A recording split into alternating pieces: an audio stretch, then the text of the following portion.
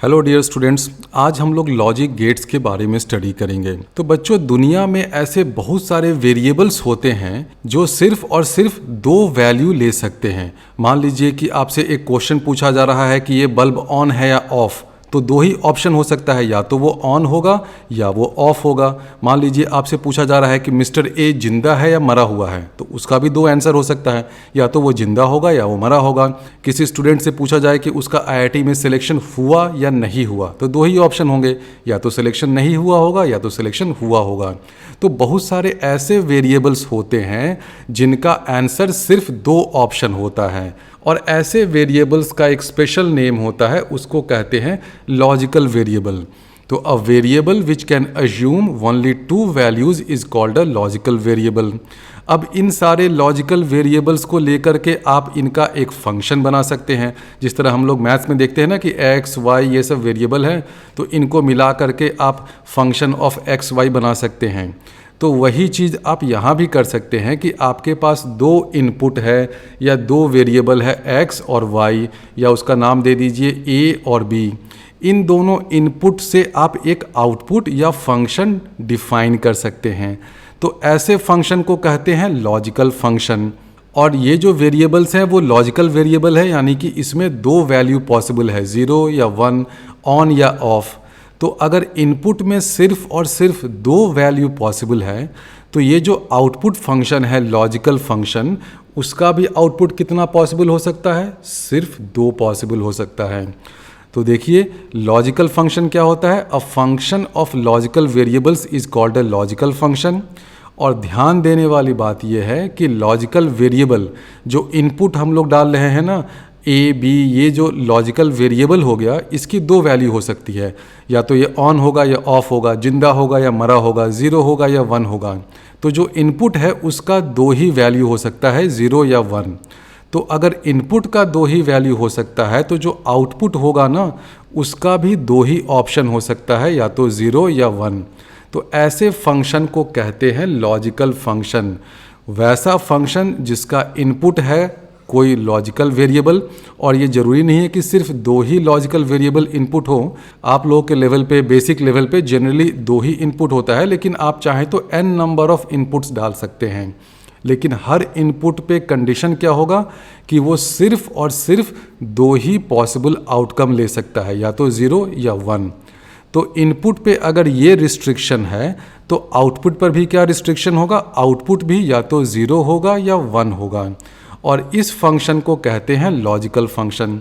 ऐसे फंक्शन का बहुत ही सिंपल सर्किट में एक एग्जांपल होता है। आप ये सर्किट देखिए कि S1 और S2 ये दो स्विच हैं। इन दोनों स्विच का जो स्टेट होगा, या तो ये क्लोज होगा ये स्विच, या ये ओपन होगा। तो उन दोनों स्टेट को आप 0 और 1 से भी रिप्रेजेंट कर सकते हैं। मान लेते हैं कि अगर ये स्विच क्लोज हो जाए तो उसको हम लोग 1 लिख देंगे, और अगर ये स्विच ओपन हो जाए तो उसको हम लोग 0 लिख देंगे।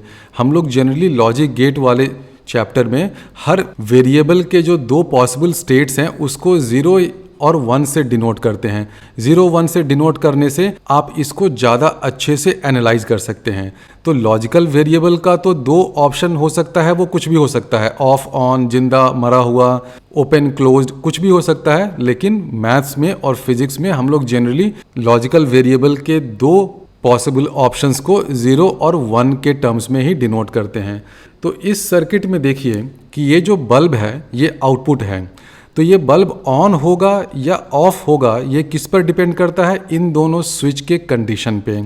अगर दोनों स्विच क्लोज हो जाए तो बल्ब ऑन हो जाएगा, यानी कि दोनों स्विच अगर 1 हो जाए तो ये बल्ब ऑन होगा, बल्ब की भी वैल्यू 1 हो जाएगी। बल्ब की वैल्यू 1 मतलब ये जो आउटकम है उसकी वैल्यू 1 हो जाएगी। लेकिन इन दोनों स्विच में से अगर एक भी स्विच ओपन हो गया तो सर्किट तो कंप्लीट हुआ नहीं, यानी कि एक भी स्विच अगर 0 पे आ गया तो बल्ब के आउटकम की वैल्यू भी 0 हो जाएगी। तो ये आपको एक सिंपल लॉजिक सर्किट दिखा रहा है कि आउटकम है बल्ब का स्टेट, बल्ब ऑन है या ऑफ है वो आउटकम हो गया। इनपुट क्या है? S1 और S2 जो दो स्विच हैं, उनका जो स्टेटस है, उनका जो स्टेट है वो हो गया इनपुट। तो इस सर्किट डायग्राम में क्या क्या ऑप्शन पॉसिबल हो सकते हैं, इनपुट के लिए, आउटपुट के लिए, उसको अगर हम लोग चाहें तो इस टेबल से बना सकते हैं। आप देख रहे हैं कि जो स्विच S1 है उसका दो ऑप्शन हो सकता है, या तो ये ओपन होगा या क्लोज होगा। उसी तरह स्विच S2 का भी दो ऑप्शन हो सकता है। तो टोटल नंबर ऑफ ऑप्शंस क्या हो जाएगा, 2 × 2। परम्यूटेशन का जो लॉ ऑफ मल्टीप्लिकेशन है उसको यूज़ करिए तो इनपुट साइड में 4 पॉसिबल ऑप्शंस हो सकते हैं। उन चारों पॉसिबल इनपुट ऑप्शंस के लिए आउटपुट का क्या क्या पॉसिबल ऑप्शन हो सकता है। अगर दोनों स्विच ओपन है तो बल्ब ऑफ होगा, अगर दोनों में से कोई एक भी ओपन है तो भी बल्ब ऑफ होगा। बल्ब ऑन कब होगा, बल्ब ऑन तभी होगा जब दोनों स्विच क्लोज्ड हैं। और यहाँ पर हम लोग क्लोज्ड वाले स्टेटस को 1 से डिनोट करते हैं। तो आप यहाँ से ये भी देख सकते हैं कि जो C है आउटपुट, इस बल्ब के स्टेटस को हम लोग C से डिनोट कर देते हैं जो आउटपुट है। तो C 1 तभी होगा जब दोनों इनपुट 1 पर हो। इसके अलावा हर स्टेट में C की वैल्यू 0 हो जाएगी। तो इस तरह का जो टेबल बनता है किसी भी लॉजिक सर्किट के लिए, इसको कहते हैं ट्रुथ टेबल। ट्रुथ टेबल मतलब सच्चाई से सामना, आमना सामना हो गया कि अगर ये इनपुट होगा तो आउटपुट क्या होगा। ट्रुथ टेबल क्या होता है, अ table showing outcome for all possible combinations of input variable.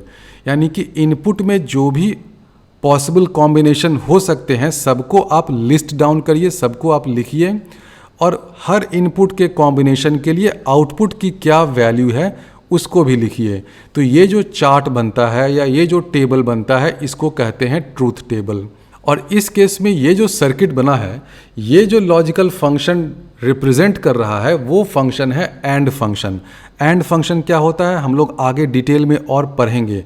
And function का मतलब ये होता है कि जो आउटपुट C है this is equal to A × B, multiply हो गया A मल्टीप्लाइड B, इसको C is equal to AB भी लिखते हैं। A मल्टीप्लाइड B हम लोग क्यों लिख रहे हैं, क्योंकि आप यहाँ से देखिए C की जो वैल्यू है A × B करिएगा तो 0 × 0 0 हो गया, 0 × 1 0 हो गया, 1 × 0 0 हो गया, 1 × 1 1 हो गया। यानी कि ये जो C है इस रूल को सेटिस्फाई कर रहा है, C is equal to A × B। और लॉजिक गेट वाले चैप्टर में ये भी ध्यान रखिएगा कि यहाँ जो हम लोग 0 1 0 1 लिख रहे हैं, अभी तो ये बिल्कुल सिंपल डेसिमल नंबर की तरह आपको लग रहा होगा, लेकिन लॉजिक वेरिएबल का ये जो दो पॉसिबल आउटकम है 0 और 1, ये बाइनरी नंबर सिस्टम का नंबर है। बाइनरी नंबर सिस्टम में क्या होता है, दो ही नंबर पॉसिबल होता है, 0 और 1। हम लोग जनरली जो यूज़ करते हैं वो होता है डेसिमल नंबर सिस्टम, 0 से 9 तक जाता है। बाइनरी नंबर सिस्टम में सिर्फ 0 और 1 हो सकता है। तो ये जो 0 और 1 है ना, इसको आप बाइनरी नंबर सिस्टम का डिजिट ट्रीट करिए। लेकिन इस 0 और 1 को आप बाइनरी नंबर सिस्टम का डिजिट ट्रीट करिए या डेसिमल का नंबर ट्रीट करिए, रूल जो मल्टीप्लिकेशन का है वो अभी इस केस में एज इट इज़ सेम रहेगा, डेसिमल के लिए भी और बाइनरी के लिए भी। आप यहाँ से देख रहे हैं ना, C is equal to A × B है, 0 × 0 0 हो गया है, 1 × 1 1 हो गया है। तो ये जो लॉजिकल फंक्शन हुआ ये हुआ एंड फंक्शन। अगला जो मैं एक सर्किट ले रहा हूँ, ये वाला सर्किट, इसमें देखिए क्या होगा। इस सर्किट में अगर दोनों में से कोई एक भी स्विच क्लोज है तो सर्किट कंप्लीट हो गया। यानी कि दोनों S1 S2 में से कोई एक भी अगर 1 पे है तो बल्ब ऑन हो जाएगा। तो इसका ट्रूथ टेबल ऐसा बनेगा, बल्ब ऑन देखिए कब कब होगा, जब दोनों स्विच में से कोई एक स्विच ऑन है। यानी कि बल्ब ऑफ कब होगा, सिर्फ एक केस में बल्ब ऑफ होगा, जब दोनों स्विच ओपन है। दोनों स्विच को अगर आपने खुला छोड़ा है तो सर्किट कंप्लीट नहीं होगा, ये बल्ब ऑफ स्टेट में रहेगा। तो यहाँ पर मैंने इसका ट्रूथ टेबल बना दिया है। C की वैल्यू ये है। अब आप यहाँ से देख सकते हैं कि C को अगर हम लोग A और B के टर्म्स में लिखें तो क्या लिख सकते हैं, C is equal to A + B, ये हो जाएगा। और इस लॉजिकल फंक्शन को कहते हैं और फंक्शन। आप यहाँ से देखिए 0 + 0 0 हो गया, 0 + 1 1 हो गया, 1 + 0 1 हो गया। अब 1 + 1 1 कैसे होगा, इसको थोड़ा सा समझ लीजिए, क्योंकि बहुत सारे बच्चे इसमें कंफ्यूज होते हैं। वो सोचते हैं कि ये तो भाई बाइनरी नंबर सिस्टम का है तो 1 + 1 तो 0 हो जाना चाहिए बाइनरी में। ये गलत है। अगर सिंपल डेसिमल नंबर सिस्टम होता तो 1 + 1 क्या होता, 1 + 1 2 होता। 2 को आप बाइनरी नंबर सिस्टम में कैसे लिखते हैं, 1 0 ऐसे लिखते हैं ना। बाइनरी नंबर सिस्टम में 2 को हम लोग ऐसे लिखते हैं 1 0। ये जो यूनिट प्लेस है वहाँ वाले डिजिट की वैल्यू 0 होती है, इसकी वैल्यू 1 हो जाती है। तो 1 + 1 करने पे आपको एक्चुअली 1 0 मिलेगा। तो इस यूनिट प्लेस वाले 0 डिजिट को हम लोग नेग्लेक्ट कर सकते हैं। बाइनरी में आप इस 0 को नेग्लेक्ट कर सकते हैं, क्योंकि ये क्या है, 1 0 बाइनरी में है। इसको अगर आप डेसिमल में कन्वर्ट करिएगा तो क्या हो जाएगा, 0 ये है, तो यानी कि इस डिजिट की वैल्यू 0 हो गई। तो 0 प्लस क्या करना होगा, ये है 1। इस डिजिट का प्लेस वैल्यू होता है 2, यानी कि 1 × 2 2 हो गया। तो 2 + 0 हो गया 2। तो ये जो 1 0 बाइनरी में नंबर है, डेसिमल में ये कितना हो गया, 2 हो गया। तो देखिए 1 + 1 अगर आप इसको डेसिमल में भी मानिएगा तो भी 1 + 1 2 होगा, और बाइनरी में ये 1 0 हो गया। तो 1 + 1 जो है वो 1 के बराबर होता है। इस चीज़ को ध्यान में रखिए, बाइनरी में 1 + 1 1 होता है। और ये जो लॉजिकल फंक्शन है, ये कौन सा फंक्शन है, और फंक्शन है। और फंक्शन को हम लोग ऐसे लिखते हैं, C = A + B। C हो गया output, this is equal to sum of inputs A + B।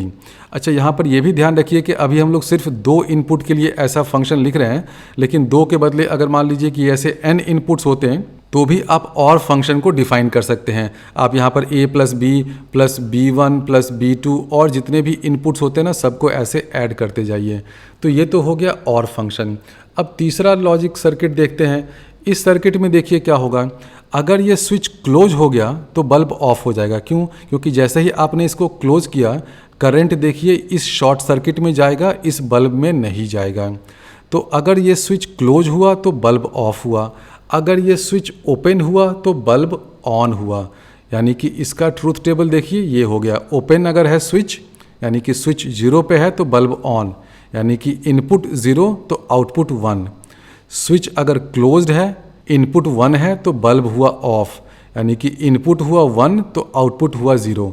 तो ये किस तरह का लॉजिकल फंक्शन है? ये निगेशन वाला फंक्शन है, या इन्वर्टर फंक्शन कर सकते हैं कि इनपुट को ये इन्वर्ट कर दे रहा है, या इसका दूसरा बहुत ही अच्छा नाम है नॉट फंक्शन। नॉट फंक्शन का मतलब ये हुआ कि इनपुट जो भी है ना, उसको ये उल्टा कर देता है। इनपुट अगर 0 है तो आउटपुट हो गया 1, इनपुट अगर 1 है तो आउटपुट हो गया 0, उसको इन्वर्ट कर देता है। इसको कहते हैं नॉट फंक्शन। इसको मैथमेटिकली दिखाना हो तो कैसे दिखाएंगे? आउटपुट अगर B है तो इसको हम लोग लिख देते हैं A कॉम्प्लीमेंट। लॉजिक गेट वाले चैप्टर में कॉम्प्लीमेंट को जनरली हम लोग बार से डिनोट करते हैं। तो B = A कॉम्प्लीमेंट आप लिख सकते हैं। ये हो गया नॉट फंक्शन। तो ये तो 3 बेसिक टाइप के लॉजिक फंक्शंस हो गए, और इन्हीं 3 फंक्शंस का यूज़ करके आप आगे कॉम्प्लिकेटेड टाइप के लॉजिक गेट्स बना सकते हैं। अब मेन क्वेश्चन ये उठता है कि लॉजिक गेट्स को आप इलेक्ट्रॉनिक सर्किट का यूज़ करके कैसे बनाएंगे? आप जनरली ये स्विच को ऑन ऑफ करने के लिए तो बैठे नहीं रहेंगे ना। आपसे कोई बोलेगा कि तुम एक एंड गेट बनाओ या और गेट बनाओ, तो आप तो बोलेंगे नहीं कि ठीक है मैं अब सर्किट में जाकर स्विच को ऑन करता हूँ तो ऑफ करता हूँ। तो वो सब तो नहीं चलेगा ना। ये तो समझाने के लिए मैंने ऐसे बता दिया। तो अभी हम लोग वही देखेंगे कि लॉजिक गेट को इलेक्ट्रॉनिक सर्किट का यूज़ करके कैसे फैब्रिकेट किया जाता है। और लॉजिक गेट क्या होता है? Logic gate is an electronic circuit which evaluates a particular logical function. तो सबसे पहले आप ये देखिए कि एंड गेट कैसा होता है, उसका सिंबल ये होता है। इसको ध्यान से देख लीजिए। एंड गेट का ये सिंबल होता है। इनपुट हो गया A और B, आउटपुट हो गया X = AB। ये हो गया एंड गेट। और गेट का ये सिंबल होता है। एंड गेट में देखिए ये स्ट्रेट लाइन होता है और ये क्लोज ऐसे होता है। और वाले गेट में ये वाला लाइन कर्व होता है और ऐसा सिंबल होता है। और गेट का मैथमेटिकल फंक्शन क्या हो गया? X = A + B। और तीसरा गेट हमने क्या पढ़ा था? वो था नॉट गेट। नॉट गेट में एक ट्रायंगल बनाते हैं और ट्रायंगल के वर्टेक्स पे यहाँ पर एक सर्कल बना देते हैं। ये जो सर्कल है ना, presence of small circle always denotes inversion या नॉट। तो लॉजिक गेट वाले चैप्टर में जहाँ भी आपको ये सर्कल दिख जाए ना, इसका मतलब जो भी इनपुट है उसको वो उलट दे रहा है, पलट देगा। जैसे कि देखिए यहाँ पर इनपुट है A, आउटपुट हो गया A कॉम्प्लीमेंट, A बार। तो ये 3 बेसिक लॉजिक गेट्स होते हैं। आप ये देख लीजिए कि ये तो एंड गेट का ट्रूथ टेबल है जो हमने पिछले पार्ट में ही बताया था, x equal to A into B है। इसी चीज़ को हम लोग पल्स डायग्राम में भी रिप्रेजेंट कर सकते हैं। इस डायग्राम को समझ लीजिए, बहुत से बच्चे इस डायग्राम को नहीं समझ पाते हैं। ये तो सिंपल एक एंड गेट हो गया, इनपुट ए बी है, आउटपुट ए बी है। आउटपुट ए बी जो है वो 1 कब होगा? 1 वो तभी होगा जब दोनों इनपुट 1 है। और पल्स डायग्राम में इस तरह का जो डायग्राम होता है उसमें 1 का मतलब है उस वेरिएबल की हाई वैल्यू, तो 1 ये वाला वैल्यू हो गया, ये सब 1 हो गया।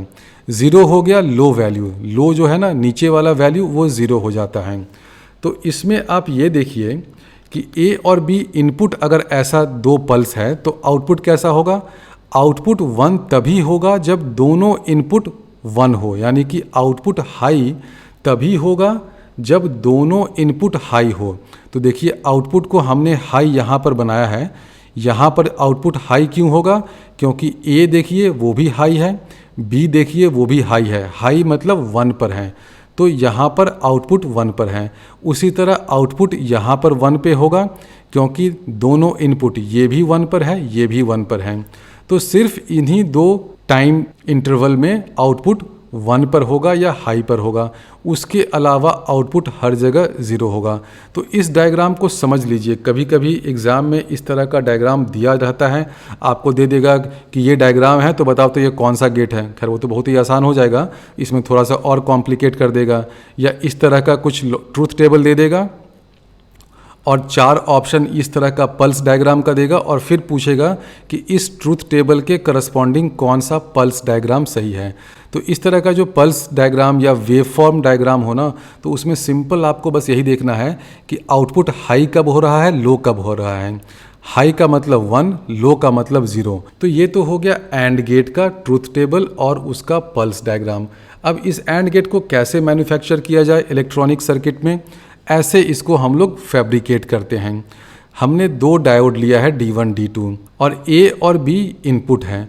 अब A और B में से कोई भी एक इनपुट अगर 0 पे है या दोनों 0 पे हैं तो देखिए क्या होगा।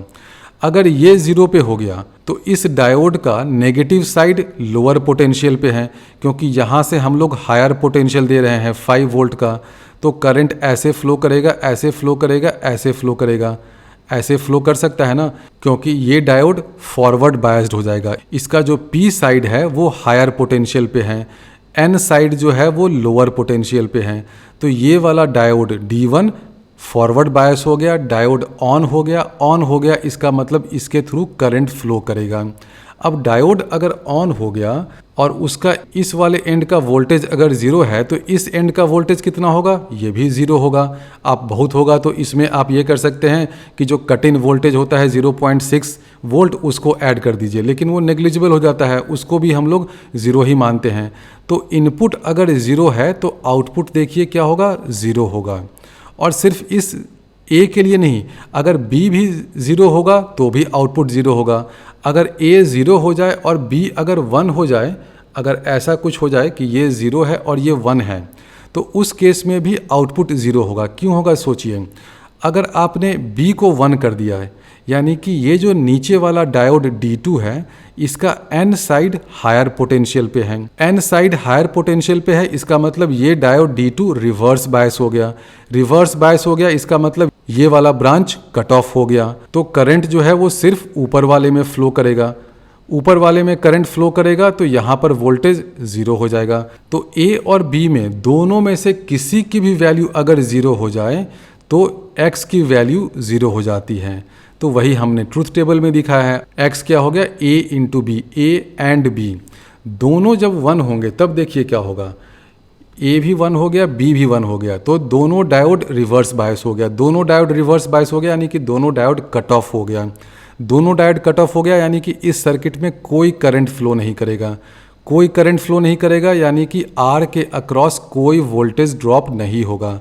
यानी कि यहाँ पर अगर 5 वोल्ट है तो X की भी वैल्यू 5 वोल्ट हो जाएगी, यानी कि हाई वोल्टेज होगा, यानी कि X जो आउटपुट है उसकी वैल्यू 1 हो जाएगी। तो दोनों इनपुट 1 होगा तभी आउटपुट 1 होगा। अब हम लोग और गेट देखते हैं। और गेट का ट्रूथ टेबल बहुत सिंपल है, ये होता है x = a + b।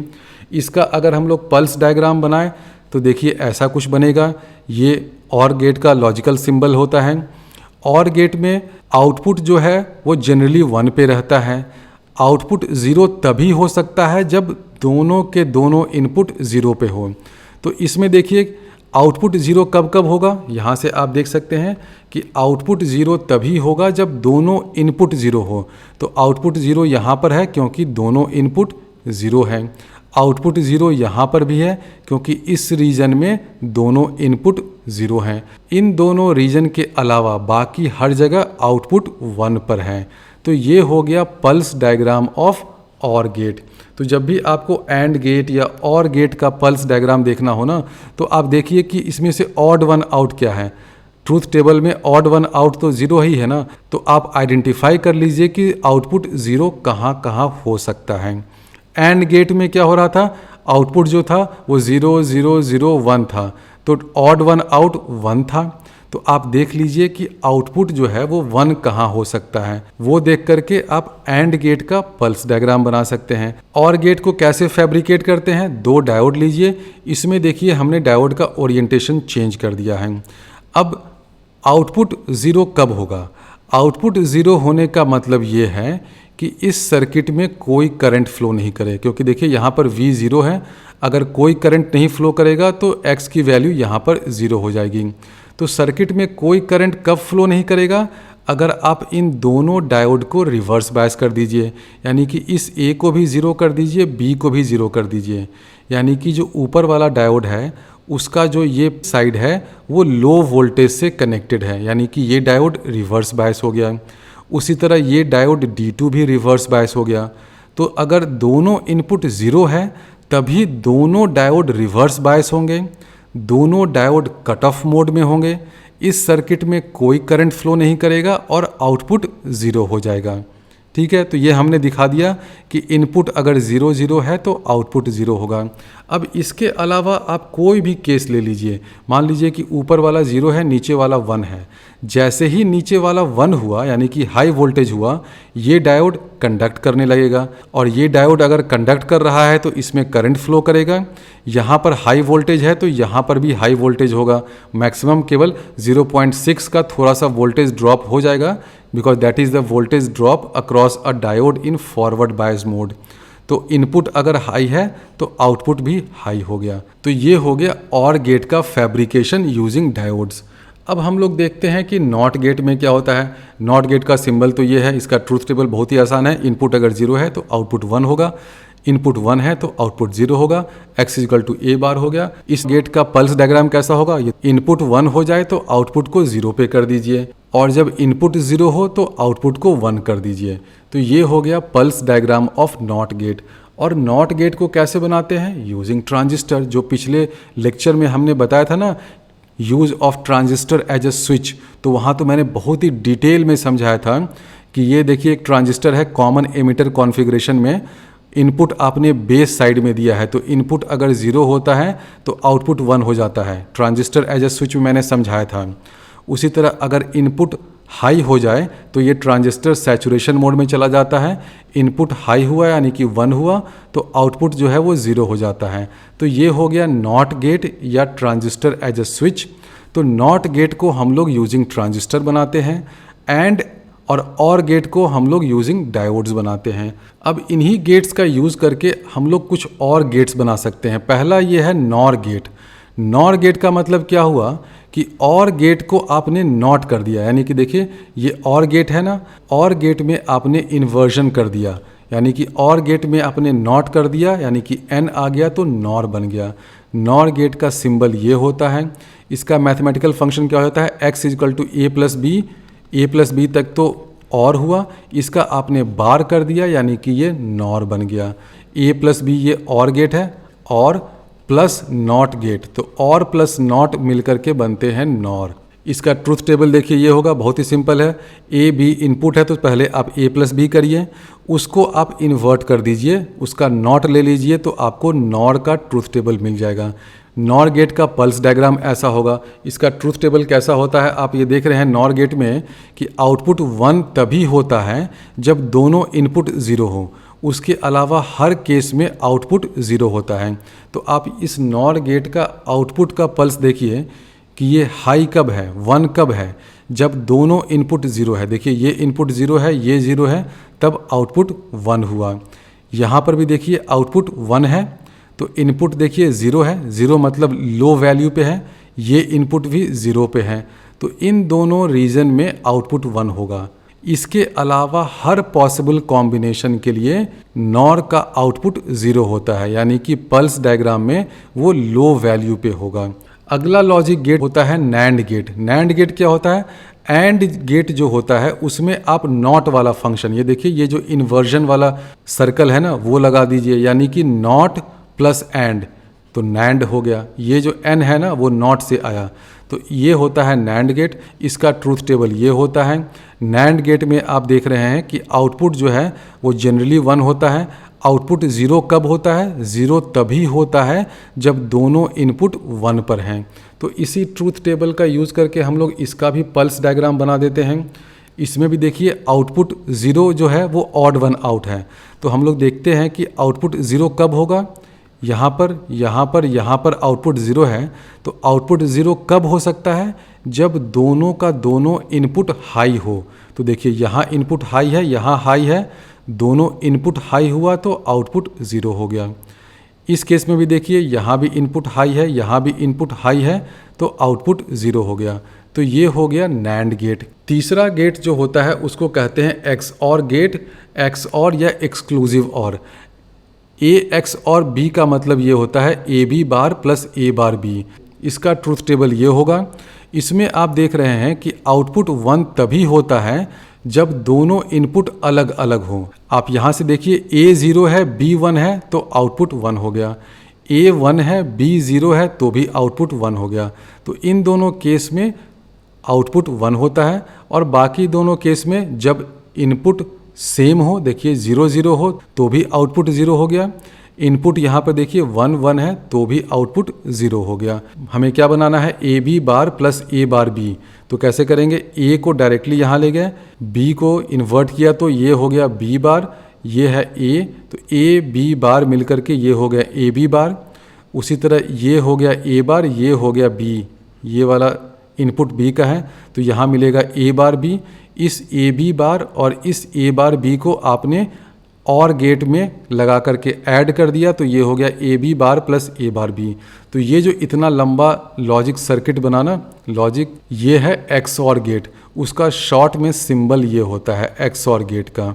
अब अभी जो हमने नैंड और नॉर गेट्स पढ़े हैं उनको कहते हैं कि they are the basic building block of any logic gate, क्योंकि नैंड गेट और नॉर गेट का यूज़ करके आप दुनिया का कोई भी गेट बना सकते हैं।